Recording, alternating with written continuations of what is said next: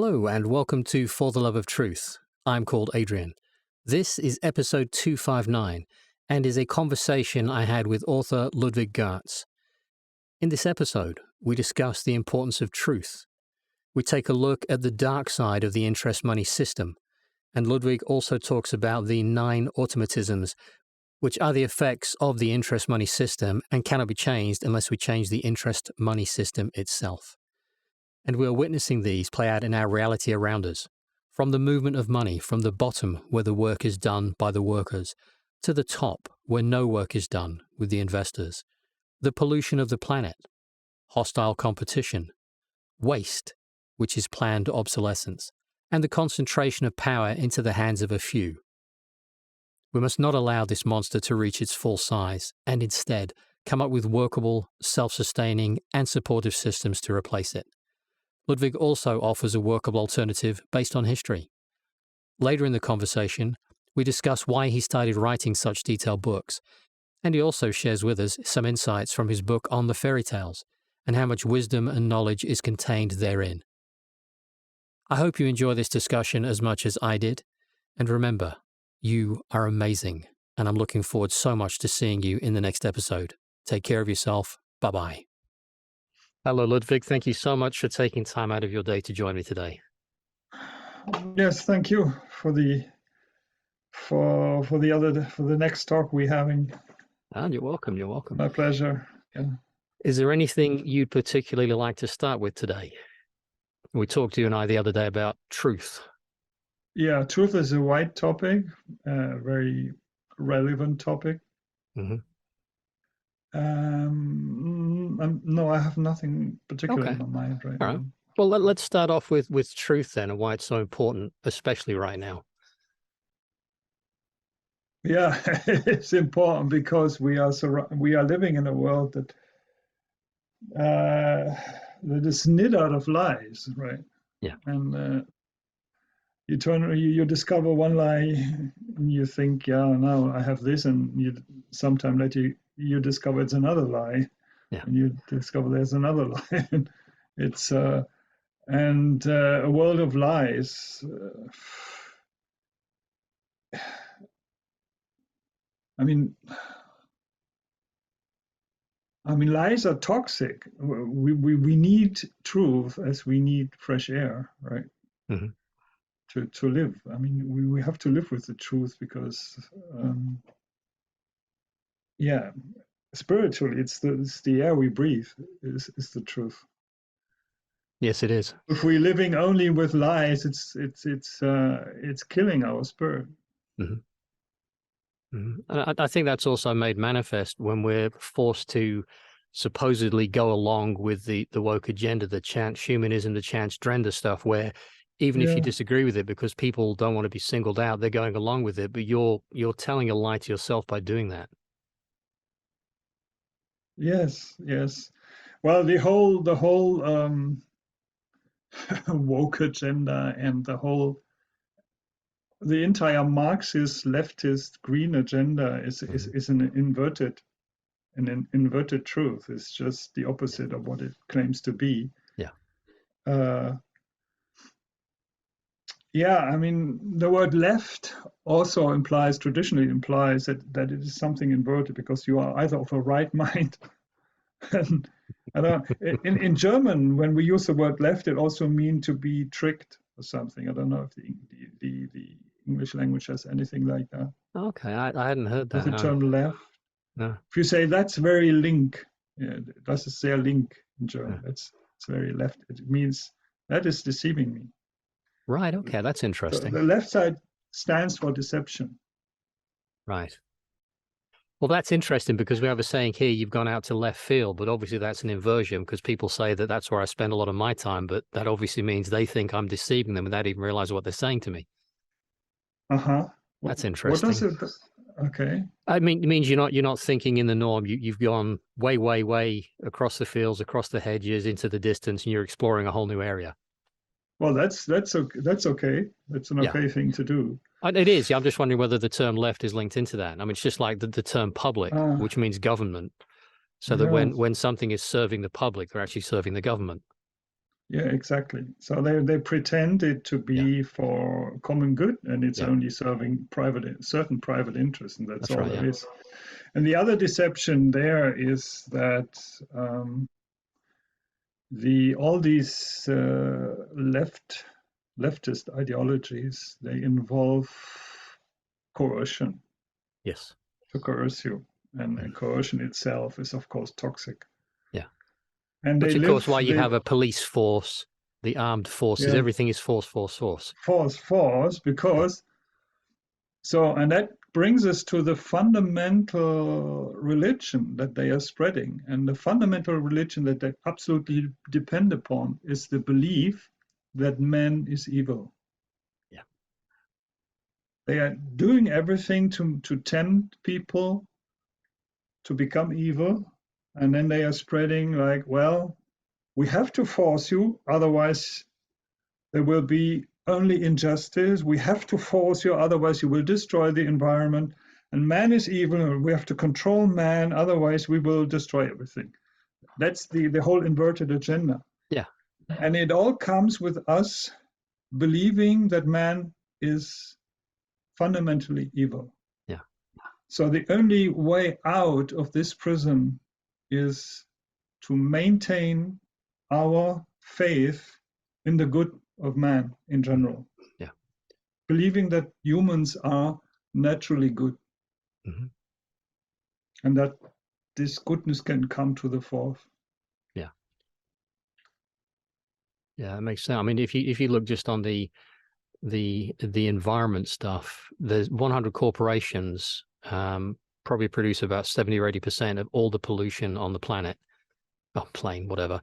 But they are absolutely adamant that it's my fault, and yet they're the ones doing it, which again is a psychopathic projection, isn't it? Yeah, they're working with this projection all the time. The projection itself is the big lie. Yeah. They're making all the evil and then telling us we are so bad, we can't rethink, we cannot change ourselves, we can't adapt to protecting the environment. We cannot do all that because it's getting worse and worse, but they are making it worse. Yeah. That's right. Yeah. They're doing both sides. They're making it worse and blaming us for it. Yeah. Yeah. And that's the dialectic they are working with. Do you happen to know the fairy tale Hansel and Gretel? It's one of these grim tales. Yeah. Vaguely. It's been a long time since I read it. Did they keep the same names in English? I don't know. Yes, they did. Yeah. Hansel and Gretel. Yeah. So you have this house made out of cake, and then the evil witch. And that's how they work. They give you all these temptations to do things that are wrong. They tell you, do whatever you like. It's this liberalism. And then the work goes into chaos because of the rampant egoism of people. And then they tell you, look, you're so evil, you can't even get along with each other, you can't respect nature, you cannot. Now we have to force you. That's the evil witch. So they always do both. That's really interesting, isn't it? Yeah. And the fairy tale already tells us that this is how they do it. But how many youngsters don't know the fairy tales anymore that weren't read them? Yeah, that's why I wrote a whole book about it, with the interpretation of like 32 fairy tales of the ancient German fairy tales. I look forward to reading that when it's in English. Yeah, would be the next one would be the Ring Veda, which is about Atlantis, and after that would probably be the fairy tales. Okay, all right. That would be really interesting because there's so much information in there if you just want to unpack them.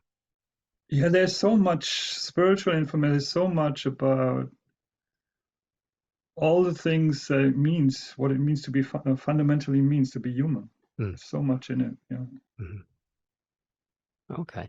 One of the things I wanted to, if we could, just kind of chew around the idea a little bit, is competition versus cooperation. It was something someone mentioned last night. I thought that'd be a good one to discuss a little bit. Yeah. Because the whole system that's, the capitalism, as an example, requires competition to survive. But the whole thing within that is that system and its counterpart communism, they both require cooperation from us, otherwise they can't exist. Yes, we always have to cooperate, of course. Yeah. And well, there is a side to competition that can be good if it comes in the right context. Mm-hmm. So if companies, if there are different companies that compete for a certain market, for customers, and you as a customer can choose, well, I choose that because that has the best price value ratio. Mm-hmm. And then it's for the good of the customers also. So it can be a good thing, because if you don't have that, if you have only monopolies, Yes. and they ask whatever from you, that's a worse situation. So, but the question is, what kind of competition do you get? Yeah. If we just You interject can there, if I have a may. hostile competition, Mm-hmm. and you can have a kind of sporty competition where where coexistence is absolutely possible, and even cooperation is also possible. Yeah. But the competition that we see in the economy is a hostile competition, but only because our monetary system is set up the way it is set up. Yeah. Mm-hmm. Because I think I mentioned that last time. That did I, or was it in? We discussed the monetary system. Yeah. Yeah. So we have, because of interest, the huge money on the big the very rich people. Mm-hmm. They only invest if they can expect another interest on their investment. Yeah. So they keep skimming their income and putting it away and not reinvest. So that creates an economy where there is less and less money in the economy, which also means that if companies there compete for the same market, for the same customers, and they need to earn a profit, the system is already bound for one of them to fail. Mm-hmm. Because if one fails, the production is saturating the market, and the saturating market is lowering the prices. And that always naturally comes to a point where none of the companies can earn a profit, none of them. So, and if they then manage to, but if they have to earn a profit because the investors demand a profit, one of the companies at least, or some of the companies, depending on how big the market is, have to crash. Their production is going out, so there's the scarcity is increased, so there's less product on the market. The prices can rise, and the rest of them can now earn a profit again.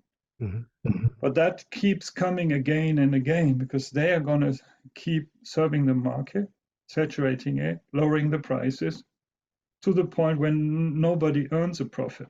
And then one or some companies have to crash again, mm-hmm. go out of business again. And then that keeps coming back. So the system is set up so that companies know either I kill someone else or I'm going to be killed. Yeah. So, and that is a hostile competition. Mm-hmm. And it wouldn't have to be that way if money was circulated in a different manner. And that eventually creates ever larger corporations and cartels and monopolies, and finally giving the economy, giving all the power to just a few people. That's how the money was set up some centuries ago, and it was clear that the final result would be as it is today. Yeah. It's just a systemic thing. Yeah. I mean, one of the things to remember as well is that if you think you have, freedom of choice when you go and say the supermarkets, a majority of the brands that you think you're buying that are different, they're all owned by one holding corporation anyway. In fact, they're all probably owned by BlackRock. So eventually, yes. Yeah. And BlackRock is owned by a few families. Yes. Only, yeah. Yeah. Yeah. Yeah. So, it all comes down to this monetary system, because if you had a money that was circulated in a manner where you don't have to earn a profit. But did I explain how flowing money works? You did mention it, but for the sake of this being a separate discussion, I think it would be worth mentioning it again. Yeah, it's when you have well, I make a bigger picture here. Hi. The in the economy, money has a special place because it's a kind of a wild card. Like when you play a set of cards and you have these wild cards which you can exchange for any other card. Money has the same because all that is in the market you can buy with money. So this wildcard function has an extra value, which normally is rated at about 5-6%. So when you lend money to someone, you're giving away this wildcard function of your money. And the interest you charge is basically paying for this wildcard function that you are giving away. So, but that leads to a situation where money dominates everything, and money becomes stronger than even the labor, stronger than human beings, and we are all controlled by money. So what we need is a money that adds a negative function to the wildcard function. I don't know, there's a card game called, in German we call it Black Peter. Okay. It's similar. You have a card, there's one card included, the one who keeps that card at the last loses the game. So you have to try to get rid of it. Okay. I'm not that familiar with card games, so I don't know what the equivalent would be. Yeah. So basically, it's when you have a tax on the money itself that has about the value of the wildcard value, which would be about 6% per year. Yeah. Then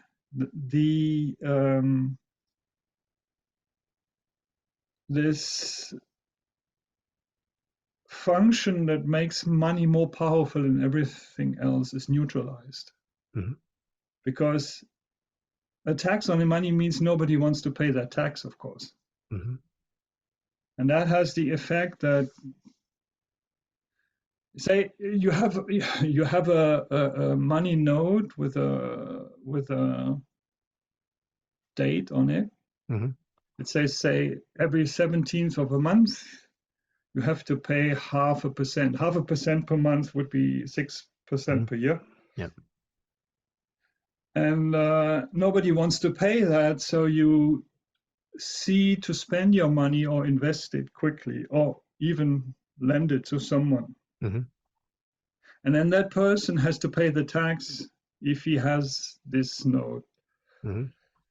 So that serves as that tax serves as a circulation trigger. It keeps triggering circulation so that money is not being hoarded and it's being given away without interest. So if you go and invest a lot of money into a company, and this company is no longer producing a profit, it's just working for zero, doing fine, but not producing a profit not a return on the income not a return on the investment. Traditionally, what they do with the current money system is they can pull it out and invest it somewhere else where they get interest. But if you have a system where when you give your money to the bank, you don't get any interest, we have that situation, but the situation we have is different now because there's no tax on the money. But generally speaking, if investors know, well, if I pull my money out of a company, I cannot earn interest anywhere else, then they leave it there. And that means that whatever investments companies have to make, they get their money interest-free, and all the money they earn, they give to their employees, and it is also for the entrepreneur himself, so that their work is being paid for. 100% of the money is for the people who do the work, and 0% is for those who invest the money. Mm-hmm. And that creates a complete change, that not all the money is flowing to the investors and make them ever richer, but all the money is flowing to the people who do all the work. And that's a system we had in the High Middle Ages. I think I mentioned that the other time also. You did. And then there's no point in eliminating other companies, because the market going towards saturation and towards zero profit will just stay the same. Mm-hmm. Even if you kill someone else, and then everybody can coexist and serve the same markets, and that removes this aspect of hostility that is programmed into our system. That's really interesting. Yeah. It creates an entirely new reality, because in my book about money, which is called Global Prosperity, I haven't translated that yet. I explain the 9 automatisms of money. Mm-hmm. So that the current system has the first automatism. It continuously creates scarcity of money, as I already explained, because the investors take the money out and do not reinvest if they cannot expect another interest on their investment. So getting less and less in the real economy, and people doing the work, they get less and less money. So unemployment is rising, payment gets worse. That's what we experience. That's an intrinsic problem of the system. It will always be like that as long as we have money of this type. Mm-hmm. The second is the automatic redistribution from the working to the rich and super rich, particularly. Mm-hmm. The third is hostile competition, mm-hmm. which then also transfers to a hostile competition between whole economies, where whole economies fight for an export surplus against others, which actually is a constant war. It's being waged on the level of economy, mm-hmm. which is also in the last centuries has been the main cause for all the wars that happened. Yep. Yeah. And the third is the automatism of waste, because of the redistribution, they need constant growth of the economy, because the redistribution impoverishes the working people. And that can be mitigated only by economic growth. That's why they keep telling you economy has to grow, has to grow, has to grow. Yep. But then again, if the market gets saturated, the profit also goes to zero, and they can't. They don't need that. So you have this contradiction that you need growth, but you need scarcity. Mm-hmm. And that enforces products to become more and more short-lived. Yeah, obsolescence planned. Yeah. Because that's the only chance to create growth when you have saturated markets, is by wasting them. Yeah. And that goes at the expense of our environment and of the resources of the earth. Yeah. So that's also intrinsic to the system. That's waste. The environmental destruction comes not because humans are evil, but it comes from the monetary system. Mm-hmm. The fifth is centralization, and ever-growing centralization also of power concentration and centralization. Where we used to have economies that were self-sufficient or producing everything they needed. Yeah. Today, their ideal world is, the high finance's ideal world is that you have only 1 or 2 companies making all kinds of things. 1 or 2 companies making bananas, 1 or 2 companies making coffee, 1 or 2 making this and that. So everybody is completely dependent on their system that they have set up. Mm-hmm. That's also coming automatically because, of course, they want to abolish all the borders and all the customs, because then they need their corporations only in a certain place and can sell worldwide, and all at the expense of all the middle class domestic companies. Yeah. So that's the fifth. The sixth is that of contortion of the law, because we have a system where money is more important than human beings. Yes. And that contorts everything. That twists everything into good is evil and evil is good. Mm-hmm. Which is what you Because see in the so-called legal system now. Yeah, everything has to be. The monetary system is so shaky because it serves the working people so badly that we hardly have enough. Most people hardly have enough money to survive. So everything has to be done to keep this monetary system going. Yeah. Money, money, money, but the fact that it doesn't really serve us well at any point is never mentioned. But no, it has to be kept going. Mm-hmm. So that's the sixth.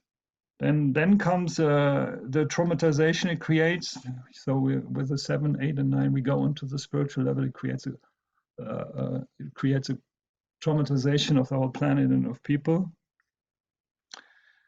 And the sixth automatism is what goes constantly against truth, because truth is made into lies, lies are made into truth, but by this system.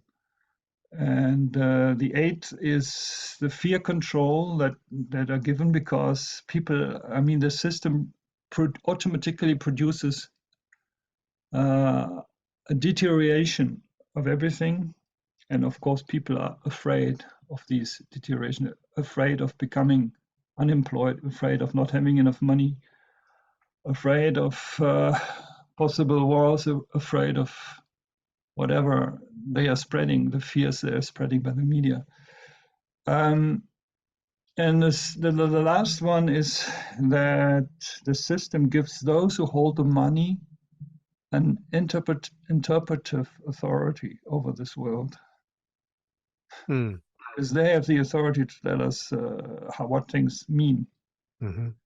Because and we are guilty, and we are guilty human beings who destroy everything, and they have the solutions. So the ones who created the problem in the first place and been a large player in that. Yeah, that's their system. That's this problem reaction solution thing that they have. They create the problem, then they provide the solution. Yeah. And the ultimate But the thing they solution are always heading. serves them. Yeah, the solution is worse than the problem. Yeah. What they will try to do over the next years is, of course, they will create such poverty on this planet, such rampant unemployment, and people hardly coming by, making ends meet, that they will finally offer their digital currency solution as well. Now we have the solution for all problems, and that will be total dictatorship. Yeah. If we fall for that. Yeah, it's when the little slap shut on the cage, you won't be able to get out very easily. Yeah, and then we have to learn to set up an economy that works without their money. Yeah. And that will be the solution. And it's not going to be so easy, but I think it will happen. I mean, it will, because they have no alternative to trying to enslave us all, because that's all they know to do. Yeah. So we know they're going to do this, and so we can think. We have the time to think. No, what can we do? Yeah. How can we become independent? What do we need to do to create a system that frees us from their blackmail? Yeah. Yeah. Well, that's why discussions like this are so very important, to explore those concepts and ideas and get people thinking as well, because we have the creative ability to solve any problem. Sure. Yeah.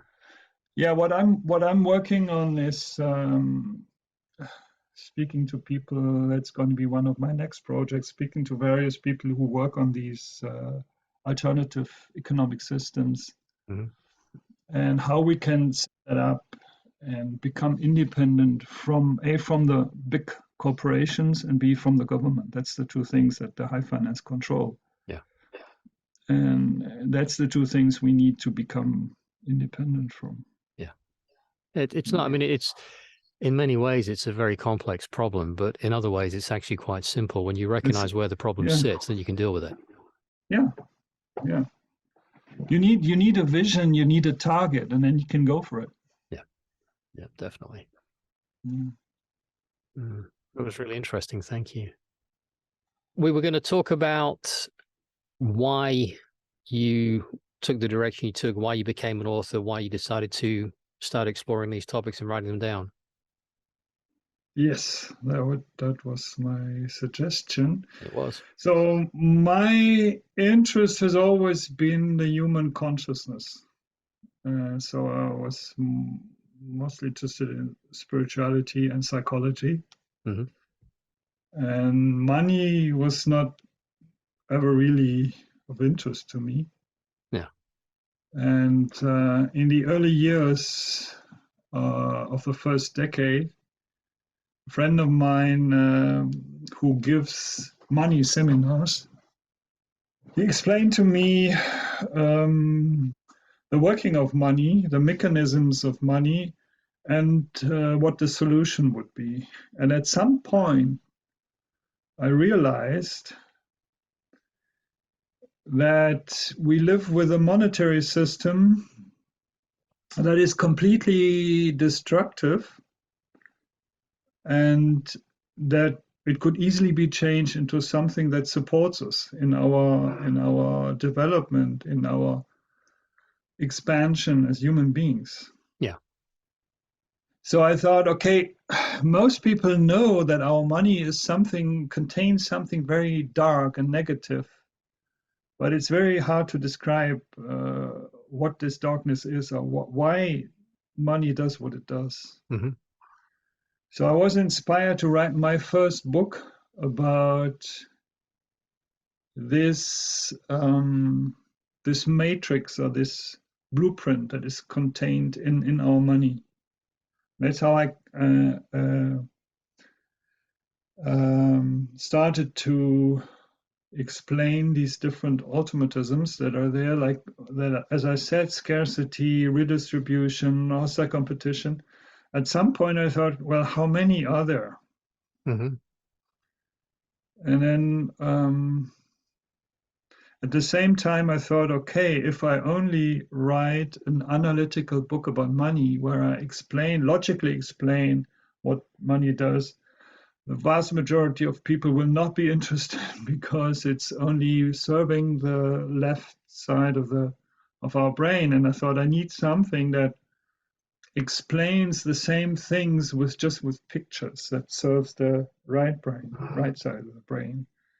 And when I was thinking what analogy or what pictures are best suited to explain this, my mind kept going to the Lord of the Rings. I just couldn't help it. It was just came there again and again, because it was very clear that the monetary system that we live with, that is the One Ring. That was very clear to me. And that this, the One Ring, what it did is,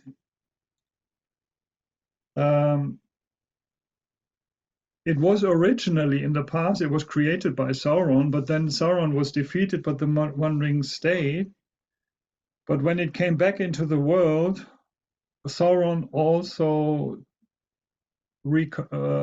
took shape again and became stronger and stronger again. So I knew there's this close connection between the ring and Sauron. And if that is the monetary system, then Sauron logically is the hidden, invisible, I don't want to say elite, group of predators. Predators, yeah. The group of predators that use this ring of power, which it is called, to strive for total control over humanity. Mm-hmm. And then also there's the 9 ring wraiths, which are very closely linked to the ring, because when the ring becomes stronger, the 9 ring wraiths appear And the moment the one ring is destroyed, they also all disappear. So it was clear that these 9 have a very close relationship. And as I was working out, elaborating the automatisms that our money has, I thought, okay, there must be 9. There was a sudden thought. There must be 9 of them because it's the ring race. Yeah. And that's what is tormenting us, that we live in a world where most people have a problem getting enough money or making ends meet, and where we see an ever bigger divide between poor and rich, Yeah. where we see an ever-growing hostility that's coming from money, where we see an environmental destruction that seemingly cannot be stopped. And this is all coming from the system. So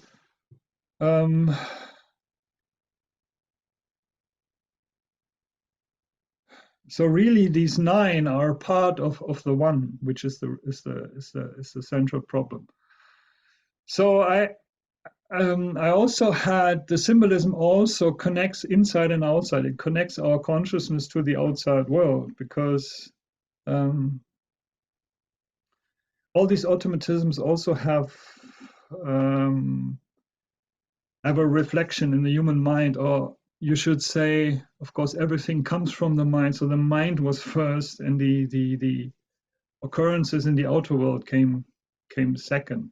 Mm-hmm. But it was by thinking about money that I came to see this structure.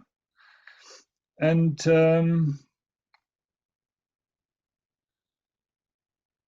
so it gave me this very complex understanding what money does, but also an understanding of the structure of the human mind.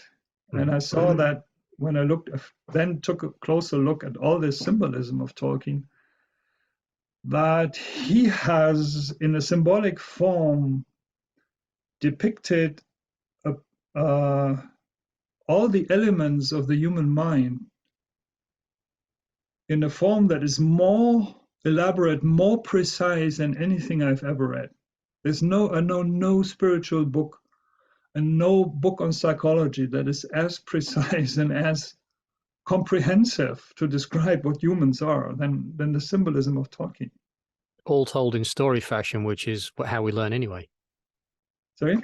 It's all told as a story, which is how we best learn anyway. Yeah, well, how we best learn it anyway, yeah. But it's also so extremely precise in his, the elves, which are immortal, men and dwarves, which are mortal, which is really the parts. We have an immortal part, and we have a mortal part of our consciousness. And so after I wrote the first book, where I just roughly used the symbolism to explain these automatisms that I have shown, and also explained what the destruction of the One Ring in Mount Doom, what it means, because it's a very good picture for interest-free flowing money, because the abyss of Mount Doom, where you have this intense fire, that symbolizes on the consciousness level, that symbolizes the guilt that we feel from leaving unity, from leaving God, from separating and creating ourselves a world where we can experience suffering. And we constantly feel guilty for that.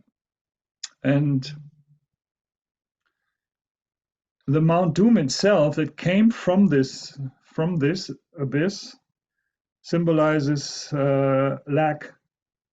That's the lack and poverty we doom ourselves to, which is also transferred to the money. When we use this money, this is a poverty that is being produced in the world automatically. Most people are being impoverished.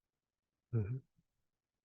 And that's a close reflection of the core problem we have in the mind. That is, if we subconsciously believe that we are guilty, then we keep working on getting rid of that guilt, which means, but this subconsciously felt guilt is an illusion. So we are constantly working on redeeming a solution, redeeming a problem that is illusionary, and wasting most of our energy on that. Yeah. And this is what creates the lack. And the ring, the ring that is forged by Sauron at the core of this Mount Doom stands for guilt projection or blaming others, projecting our sense of guilt on others. And that's how Sauron, on a consciousness level, the ego reigns. The ego has full control over our consciousness by projection. We project all problems on others. It's their fault.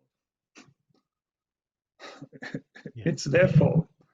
But at the same time, if you extrapolate that to the outer world, if we all live in a consciousness where we are basically blaming others, then we are creating a world where there are some people coming to the fore who are experts at playing our one side against the other. Yep. They keep us all in blame and saying it's their fault, and they tell them it's their fault. Mm-hmm. And then they are above, they are everybody's friend. They're financing all sides, but at the same time, they're controlling everybody. Yeah. So we have this irresponsible mindset that we have been tempted into making it our own, this blaming mindset, and have created a world where there's a small group of predators controls us all. And the only way out is that we leave this blaming mindset and take responsibility. It's the only way out. Yep. Yep. I couldn't agree more. Yeah. Because the problem is when you have two sides which are both in a way evil, like what we see politically in the world, in the alternative media also. I mean, the high finance, they control the West, they control the East, but they are constantly promoting the evil on both sides. Mm-hmm. So when the alternative media say, well, the US is doing this and this evil and this evil, and it's all true. Yeah. They're doing all this evil. But it's the same on the other. Yeah. It's the same on the other side. So if you can prove that someone else is evil, it's no proof that you are good.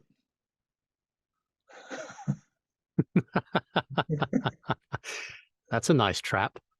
Yeah, but that's what we are tempted into believing, and then as long as we are falling it also in this East-West thing, and Trump and Putin are saving us, and on all these things, we are trapped in this game that they have set up for us. Yeah.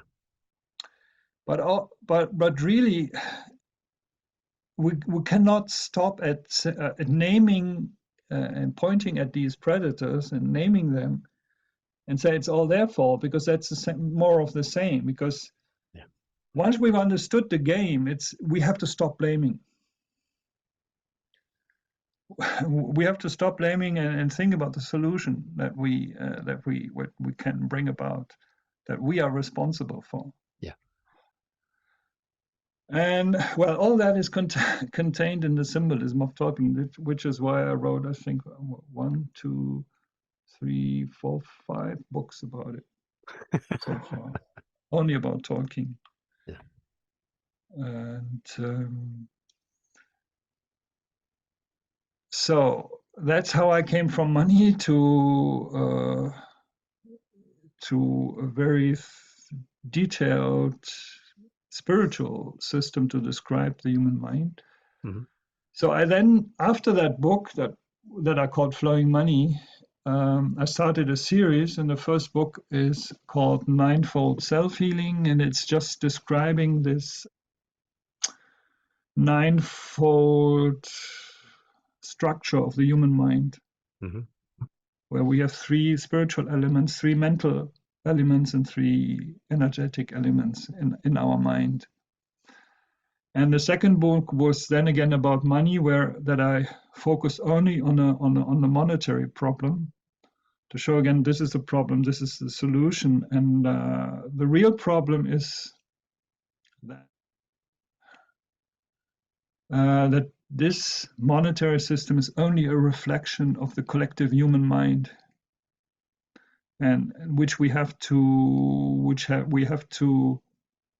correct first, or which we have to heal first. We need healing before we can really change the outer world. We first have to fix our mind and find healing for all that is for all the suffering that we are steeped in. Yeah. And then the third book is about the symbolism of talking, which I'm about to publish now as an ebook in English, where I explain the whole symbolism. And the next one would be The Ring Annihilation. That was volume 4, which starts with the Second Ring War, which was actually the time of ancient Rome, and then up to our time, the Middle Ages, which was the period where the One Ring was absent, and then it came again and produced another high finance of our time. So that's the whole ring annihilation, also showing how we can produce the solutions we need to get out of this. So that's the whole book about. And the end of that, I have already published in English as The Ring Wraith Annihilation, which is only the final part of the Ring Annihilation, which can also be acquired as an ebook. I have so far given that for free, but I'm going to charge a few pounds for that soon. And the next book was on the fairy tales, where I go into the depth of the fairy tales, because they all, not all, but most of them go to a certain aspect of the nineness of the human mind and only talk about that. Do you know Rumpelstiltskin? You don't know the fairy tales well, right? I don't know them well. It was a long time ago, but I remember being read it as a child. Yeah. Yeah. So the analogously to the automatisms of money, we have the human mind is about, the first part is about our provision with energy, or the topic is provision or supply. The second topic is the topic of exchange. The third topic is the topic of togetherness, in social togetherness. The fourth, and on the mental level, the first is the topic of self-esteem, of self-value. The next one is power. The next one is law. The next one is then on the spiritual level is the sense of meaning. And then the next one is our sense of being, and then is our spiritual consciousness. That's the nineness. And Rumpelstiltskin, for instance, belongs to the fourth, because it's about self-value, because it starts off with a miller who claims that his daughter is able to make straw into gold. So it's about this boasting, and I can do this. So that's a topic, trying to enlarge his own value. So the whole thing is, what do we do? Making straw into gold is making something that is not. Gold stands for our true self that is shining out of itself. And making straw into gold is creating a picture out of ourselves, pretending that is us. Yeah. So it's pretension, pretending to be someone better, bigger, whatever than you feel you are. And then the king asks more and more straw to be made into gold, because once you start doing that, you have to produce more and more of that to be this super person that you have shown the world to make them, to keep them believing that this is you. But of course it is not you, it's just a certain surface that you're showing. So what happens ultimately is that the Rumpelstiltskin, the little, it's described as a little ridiculous man. This is a symbol for this ego that tries to be much bigger than we feel we are. And he ultimately claims the child of the princess. And the child of the princess is our true self. So we come to a point, if we do that, if we provide a picture of ourselves that is much bigger than we feel we are, and we have to keep doing that.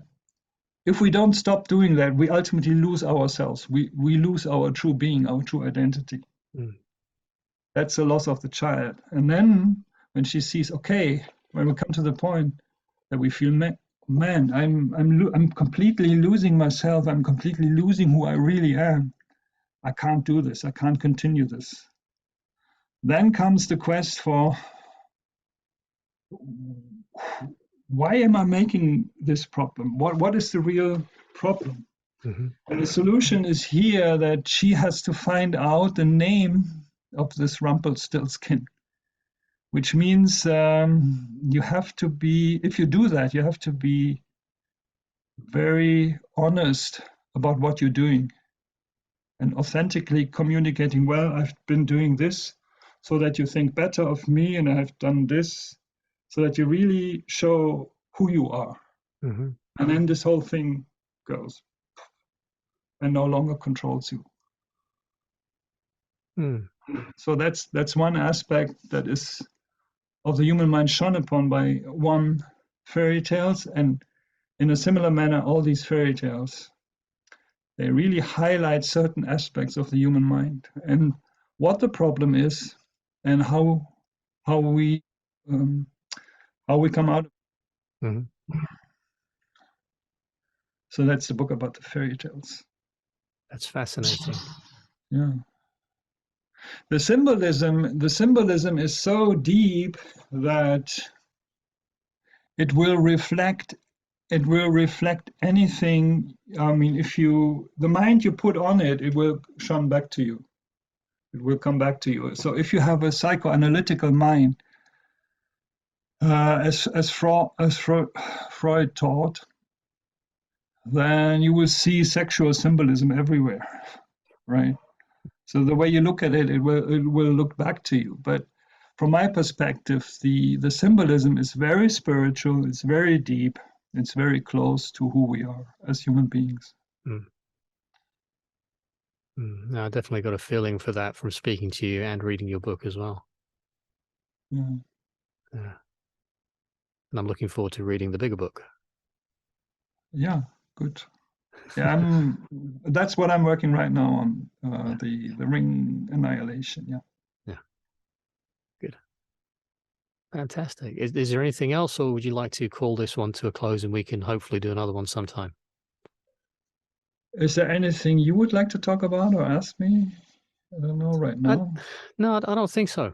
I'm conscious if we do, then we'll be into a much longer discussion, which is fine. Yeah. But perhaps this would be a good endpoint for these. Yeah, it would be good. Yeah. And we could also do shorter ones like this and then do them more often. So as always, it's been a great pleasure, and I've really enjoyed this discussion and listening to you and getting a deeper insight into those topics and also how your mind works. That's been fascinating. Thank you. Yeah, thank you, Adrian. It's my pleasure. Good. I'll get these edited up and I'll get them over to you. I'll see if I can get them done before the weekend, actually. Great. Take care. Thank you, Adrian. Speak soon, yeah? Yeah. Thank you. Bye-bye. Bye-bye.